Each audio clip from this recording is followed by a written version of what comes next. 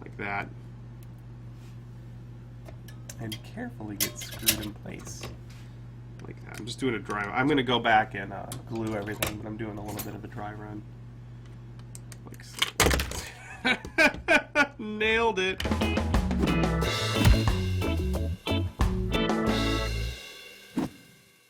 Greetings, fellow makers. I'm Bill. Welcome down to the shop. We are live here on our Twitch channel for our regular Tuesday at noon Pacific live stream from the shop. And today I am finishing up the lightsaber build that I started last week with my buddy Joel Telling. Now, if you haven't watched that video yet, you can watch it over here. Boop, right there. You can go check that out and see how we started assembling these lightsaber kits. This is Sean Charlesworth's lightsaber kit. I 3D printed it on the Form 2, and it's amazing, and I started putting it together. But today, I'm going to start putting together all of those sub-assemblies, doing some painting, and finishing the wiring on the LED. Now, in between then and now, I did a little bit of extra work because I couldn't help myself. I just couldn't wait. First, there's this switch. Sean's kit comes with a different switch, so I had to modify this piece a little bit for my purposes. I have a slightly larger switch. There is a hole there. I had to make it bigger, and I figured I would drill out the hole. Now, I know that this 3D printed material off the Form 2 is rather brittle, so I didn't just go to the large half-inch hole I needed. I stepped it up by starting with a smaller drill bit and then a larger drill bit, etc. Either way, it still was too much to handle. I guess I stepped it up too quickly and shattered the piece. It just broke right in half. It broke into 3 pieces. Aside from being a bummer, it was still pretty cool to see happen. So I recreated it with another failed print off the Form 2, and I got it in slow motion, which looks amazing as little pieces go flying. You can see little bits getting chipped off as it goes, and then eventually the piece cracks in half. Anyway, I was able to glue the pieces of the switch holder back together, and then I made the hole bigger just using a Dremel. That was a lot more gentle way to do it, and it worked just fine. Then I added the wires for the switch and plugged it in and screwed the switch all the way in so that it nestles nicely in with the holder. So that was ready to go. The last thing I did was to run wires for the LEDs and the battery holder. Those all got soldered into the manifold sub-assembly here. I'm going with a red LED on that. It's going to be super bright and awesome. And in the back end, there is the battery holder. There's a couple of coin cell batteries clocking in at just about 3 volts to give my lights some power. That's where I am right now. I'm going to get started putting all this together, doing a little bit of weathering, painting. It ought to be really fun. So thanks for hanging out, and let's go have a good time. Here's the switch, and Sean made it so that you can obscure all the electricals in there with these really cool little 3D printed irises. So all I have to do is put just a tiny bit of super glue. It doesn't need a lot. Just a little bit of super glue in there. I'm going to spray the back of this with some accelerant like that, and then just set it in place. Just like that. And there we go. Now the original kit, you can see light through there. Unfortunately, my switch is a little bit bigger. It's just dark. But there's our little switch assembly ready to go. Boop. This is the main body part of the lightsaber. It kind of holds everything together. And these pieces kind of lock in place, which is really, really handy. I do want to remove some of the paint from the back of this. This is where it's going to lock in place. And this was all painted separately on last week's video. But all I have to do is give it a little bit of a buff with some, I got some 220 sandpaper here. And that should be more than enough for these guys to lock in place like that. So I just put some super glue in this groove here. Make sure everything is all nice and lined up.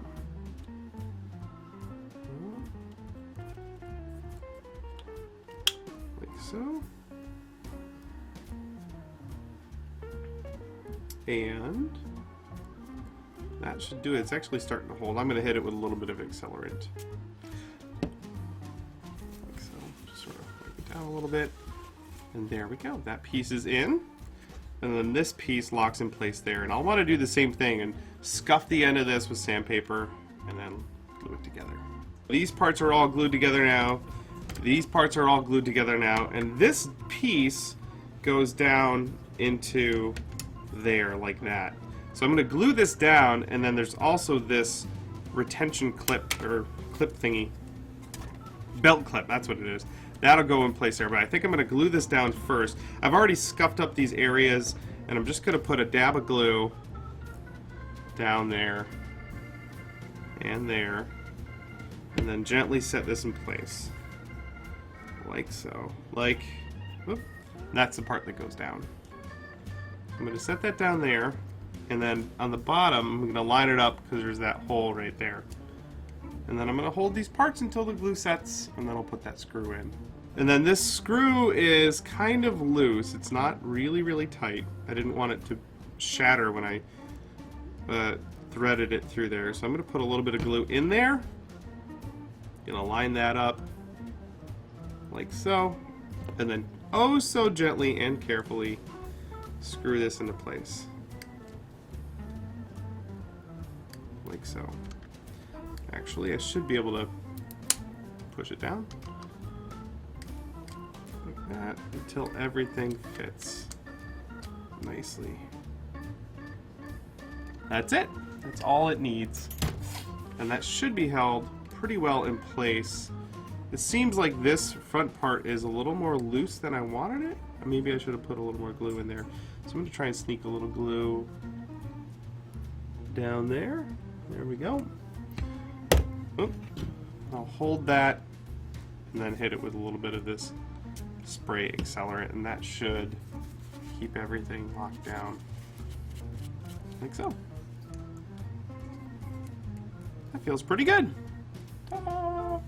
We can do our last little bit of soldering. The switch needs to get attached to those guys right there. You can see if I just touch those, we got some light action going on, which is awesome. That will get glued in place, but I need to solder those together. So I'm going to start by pre-tinning the ends of each of these wires. That should make life easier later on. So we're just going to put a little bit of solder on the end of each of these wires, like so. And that guy. And that guy. Like that. Then hopefully we should just be able to stick these guys together. A little bit of extra solder, just sort of get them where they need to be, and touch them together like that, and then aim that other one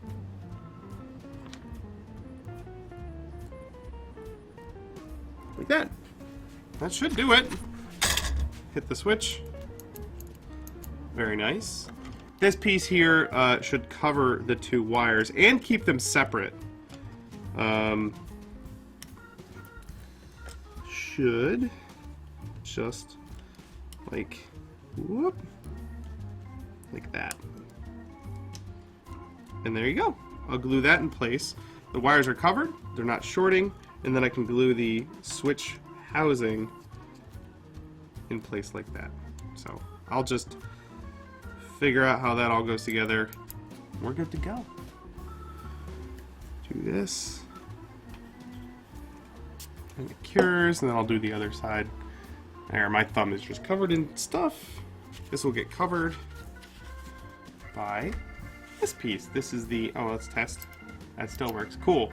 This crystal part here goes over that, like so. And what's cool is the light makes that glow as well.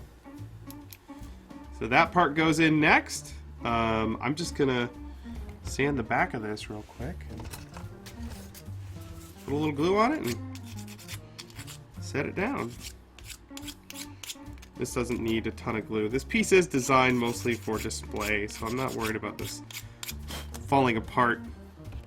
I don't know if it should go that way or the other way. We'll do it that way. So I'm going to put a little glue on here.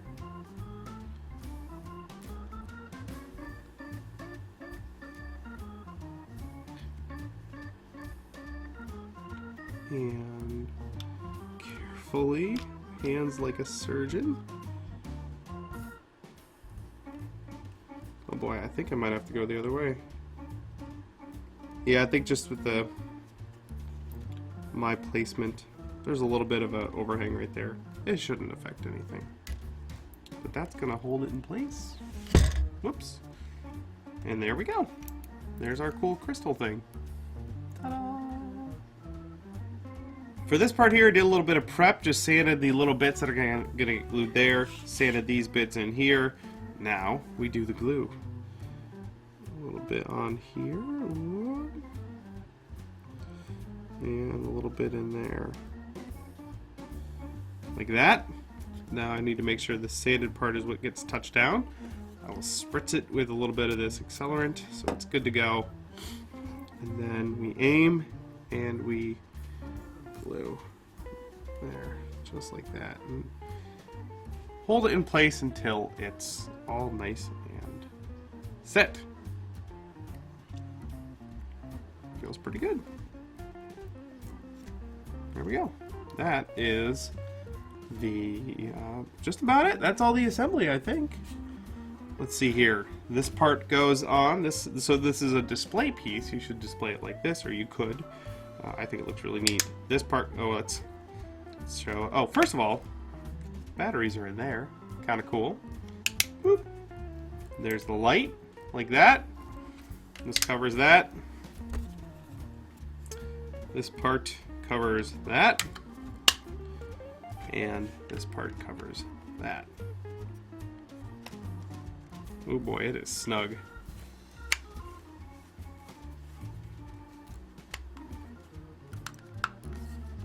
I may have to do some easing of my tolerances in there to get it to fit a little bit better. Some of these parts, so through painting it, I think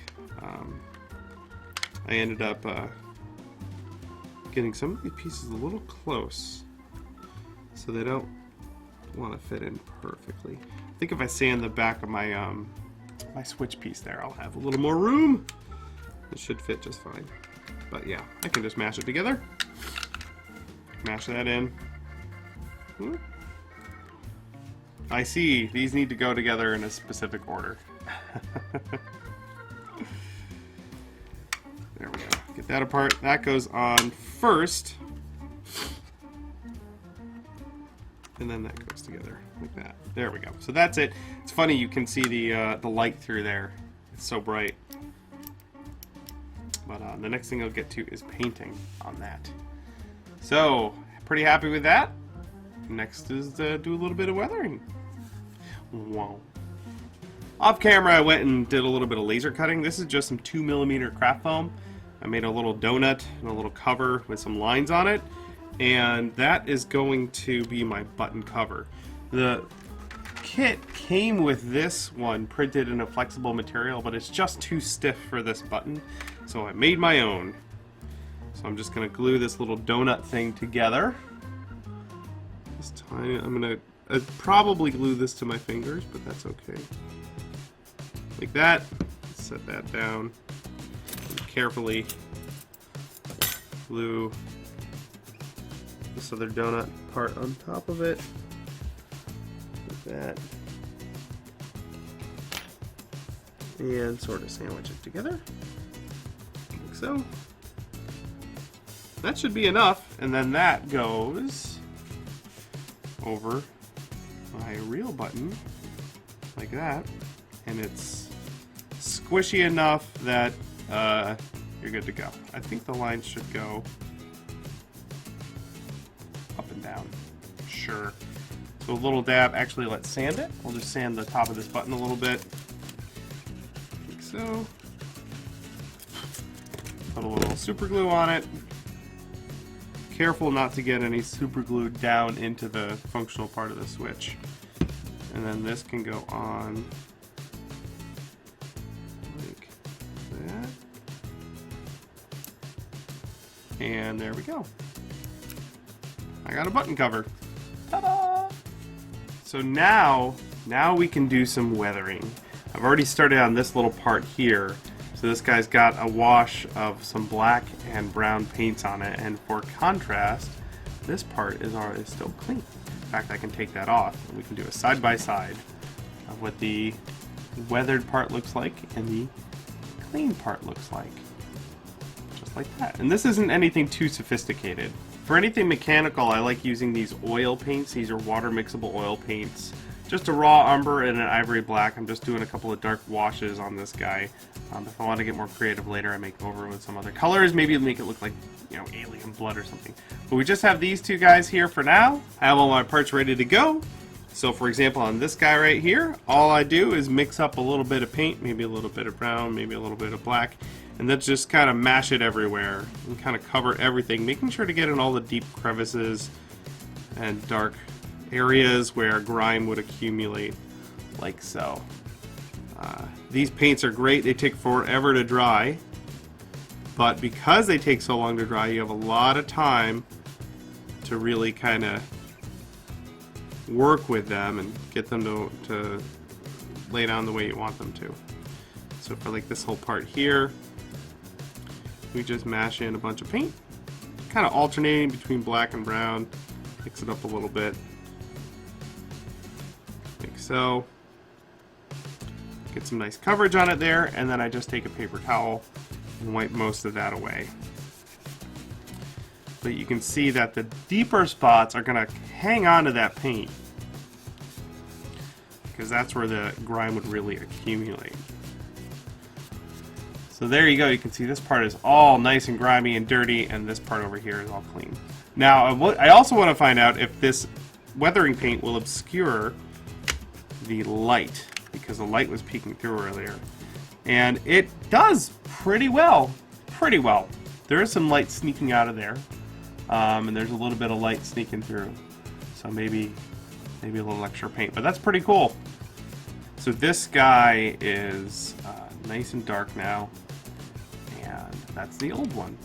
So we'll do that to the rest of it. But you can see how much of a difference that makes to the sort of believability. This is all like fresh out of the factory, although I do have those scratches on there from earlier. This is all weathered and world worn. Now, funny enough, the lights still peek through. These lights are insanely bright. But looking good. These letters here are really cool, and I'm making sure that I get plenty of paint down in there. You got to imagine this thing's been living in space and weird planets, and it's gonna get all kinds of grime and stuff down in those letters. This is why my brushes get all beat up, because I just mash them into crevices like that. But yeah, I don't want there to be any of that white left peeking through. There we go. And then once that's laid on there, I wipe most of it away. Get some really cool looking contrast right there. And this white gets stained pretty thoroughly by the by those oil paints, but that's all right. It's gonna be looking old and grungy. Really kind of polish and buff that paint down. Maybe use a Q-tip here to kind of get in between all the grips a little bit there, if you can. But it's okay if a lot of paint gets stuck in there, because that's what would happen in the real world. Like that. Let me give it another buffing.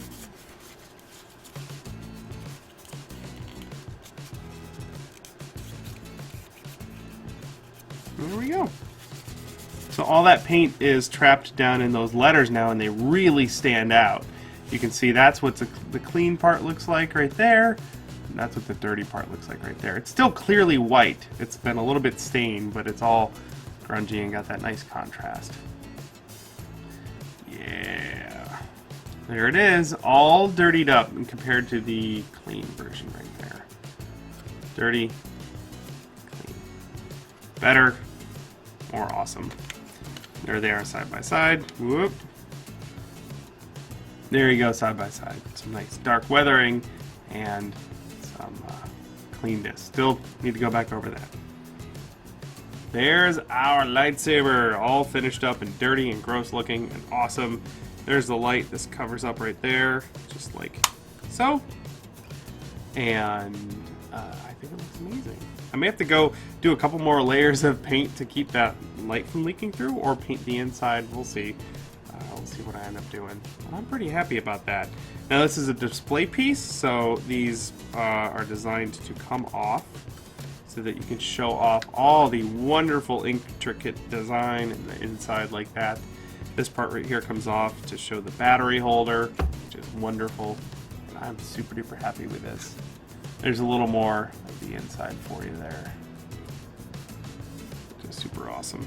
If I cover that battery part there, you can't see any of the electronics. They've all been hidden in there, which I think is really clever and super duper awesome. Kudos to Sean for designing such a wonderful kit. We'll have a link in the description to where you can download this kit for free and print it out and build it yourself. And I recommend it. This is really fun to put together. So there you go, gang. There's the lightsaber kit. There is my lightsaber. I'm really happy with it. Super proud with it. This is going to go on display in my house somewhere special. I'm super duper, super stoked. Thank you guys so much for hanging with me today on the live stream. You guys are awesome. If you haven't caught any of these live, then you ought to go to our Twitch channel, twitch.tv/punishedprops, and give us a follow over there. Get notifications from when we go live. We do these shop videos noon Pacific every Tuesday. Join us on the next one. We have some really fun projects coming up in 2017, and you don't want to miss them. Thanks again for watching. See you all in the next one.